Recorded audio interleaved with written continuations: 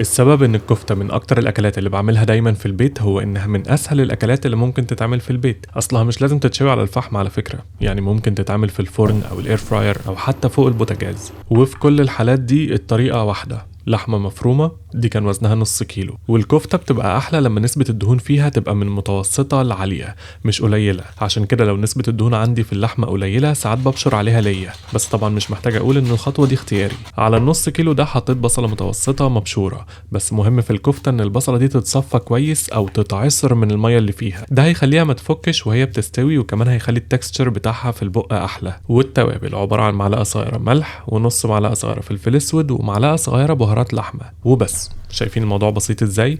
في ناس بتحب تزود بقدونس، وانا ساعات بزود كمان بقسماط ناعم او دقيق عشان تمسك نفسها، وساعات بحط بيكنج باودر عشان تبقى هشة، بس اللي قلته في الاول ده هو الاساس. بعد ما حطيت التوابل والبصل بدأت اعجنها، وقصدي باعجنها مش ان اخلطهم في بعض بس، لا حرفيا اعجنهم في بعض، عشان مش بس الطعم يتوزع صح، لا كمان تبقى متجانسة وكل كفتاية تبقى ماسكة نفسها وهي بتستوي. وهنا بقى اقدر اعمل الكفتة لشكل الصوابع اللي انا عايزه، سواء احطها على اسياخ خشب، طبعا لازم تكون الاسياخ دي منقوعه في ميه من قبلها عشان ما تتحرقش، او اسياخ معدن، او من غير اسياخ خالص الفها بس على حاجه كده واعملها على شكل الكفته. والحجم بقى على حسب ما بتحبه، بس ما تخلوهاش تخينه قوي، خصوصا لو هتسووها على الطاسه عشان تستوي كويس من جوه. ولو خدتوا بالكم اللي انا عملته ده هو نفس الخطوات بالظبط للثلاث طرق بتوع التسويه اللي انا قلت لكم عليها. وممكن برضو على الفحم لو هتحطوه على شبكه مش سيخ. لو عايزين تشوها على سيخ على الفحم في حاجات تانية لازم تاخدوا بالكم منها، بس ده محتاج فيديو لوحده. بعد ما عملت صوابع الكفته كلها، الاحسن دايما اني اشيلها في التلاجة من غير ما اغطيها كده من ربع لنص ساعة،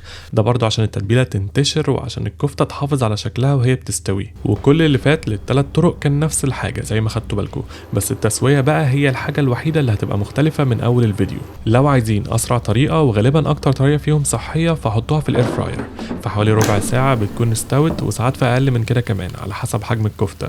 وبقول اكتر واحدة صحية عشان الدهون اللي بتنزل من الكفتة في الاير فراير من تحت بتبقى كمية كويسة، خصوصا لو الباسكت فيه شبكة بتفصل الحاجة اللي بتستوي عن اللي تحت كده. وطبعا قلة الدهون بتقلل الطعم، بس بيفضل طعمها حلو قوي برضو. انا بحب الكفتة في اي وضع. طريقة تانية سريعة برضو وسهلة نسبيا هي على الطاسة. عشان اعملها حطيت طاسة ما بتلزقش على نار بين المتوسطة والعالية، ممكن تسيحوا فيها ليا او سمنة لو عايزين تقووا طعم الكفتة، او ممكن ما تحطوش دهون وتكتفوا بالدهون اللي في الكفتة نفسها. لما سخنت حطيت فيها الكفتة وشوحتها من بره من كل ناحية. طبعا مش هتستوي بالكامل بالتشويح ده، عشان كده بعد ما شكلها بقى كده كأنه مستوي من بره بس هي لسه من جوه ما استوتش، حطيت كمية مية مغلية بسيطة جدا تغطي البيز بتاع الطاسة بس، وغطيت الطاسة ووطيت النار وسبتها بقى تستوي على نار هادية. مش بتاخد برضو وقت كتير خالص، لما تلوها استوت من جوه كده يبقى تمام. اما بقى الطريقة الاسهل وخصوصا في الكميات الكبيرة هي في الفرن. طبعا حطيت صوابع الكفتة كلها في صينية ممكن تدخل الفرن، ودخلتها فرن كنت مسخنه على 200. لو الدهون كتير مش هتحتاجوا تعملوا اي حاجة في النص، لو قليلة ونشفت ممكن تحتاجوا بس تزودوا شوية مية مغلية بسيطة زي ما عملنا في الطاسة. والطريقة دي بتاخد اكتر وقت فيهم من حوالي تلت لنص ساعة في الفرن، بس مش صعبة في رأيي، لان طول ما الصينية في الفرن انا مش بعمل اي حاجة. وزي ما قلت لكم الصينية دي ممكن تتملي اصلا كفتة كتير لو عامل عزومة وعايز كمية كبيرة. ولما شكلها بقى عامل كده طلعتها من الفرن، طبعا لازم اتاكد انها مستويه من جوه، بتبقى تحفه برضو. والثلاث طرق بقى ممكن في الاخر تدوهم طعم الفحم بالطريقه المشهوره بتاعت انكم تحطوا فحمه مولعه على حاجه فيها شويه دهون زي دهون الكفته مثلا او السمنه، وتغطوهم مع بعض 5 دقايق كده، فالدخان يطلع ويبدأ يدخل جوه الكفتة. الحركة دي طبعا مش صحية قوي، فما تعملوهاش كتير، او الاحسن ما تعملوهاش اصلا. المهم قولولي بقى انهي طريقة فيهم عجبتكم اكتر، ولو وصلتوا للنقطة دي شكرا جدا عشان بتتفرجوا للاخر.